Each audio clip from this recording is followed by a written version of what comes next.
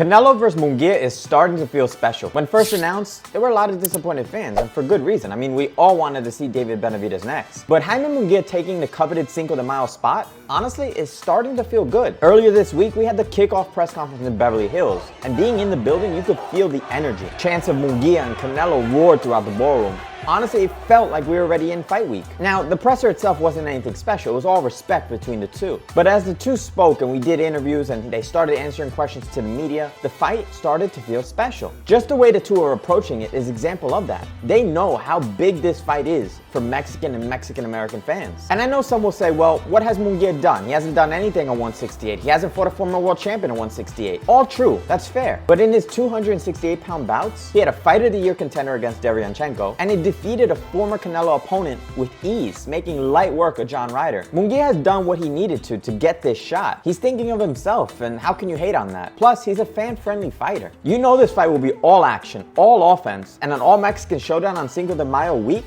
You can't be mad at that. So yes, we want Benavidez eventually, but for now, I'm happy with this fight because I honestly expect it to be a highly entertaining fight.